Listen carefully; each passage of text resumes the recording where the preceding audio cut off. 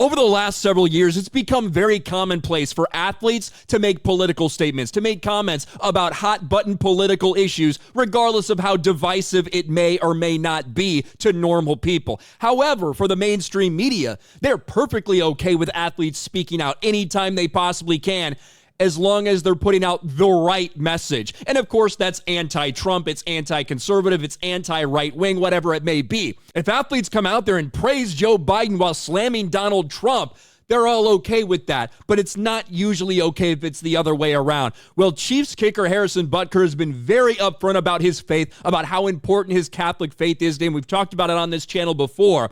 And in a recent commencement speech, he decided he was going to go off, not just on cultural issues, but also on the current president of the United States.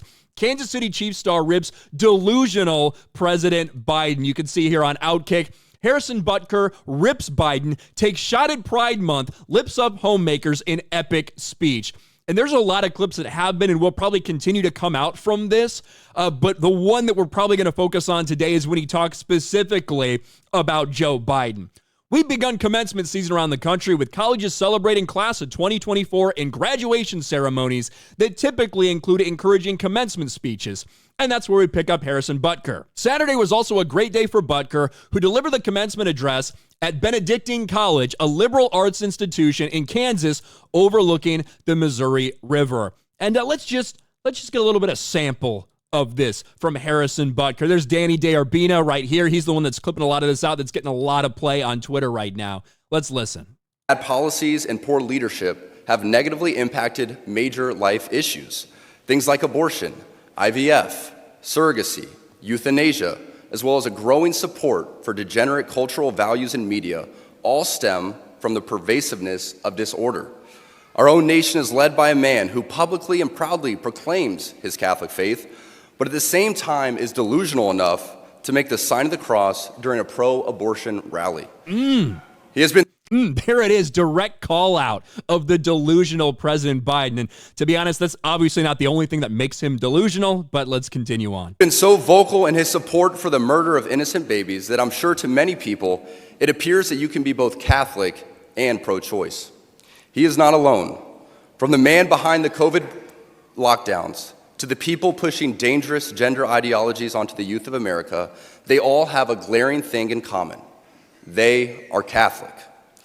This is an important reminder that being Catholic alone doesn't cut it. These are the sorts of things we are told in polite society to not bring up. You know, the difficult and unpleasant things. But if we are going to be men and women for this time in history, we need to stop pretending that the Church of Nice is a winning proposition. We must always speak and act in charity, but never mistake charity for cowardice.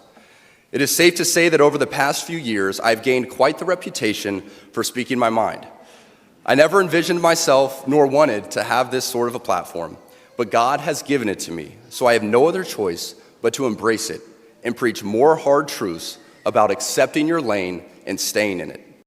Now, I'm sure that even though the mainstream, they would have applauded, they would have been running articles about how brave it is that Harrison Butker goes up there if he'd slammed Donald Trump or something like that, or made a proper comment, or at least proper to them.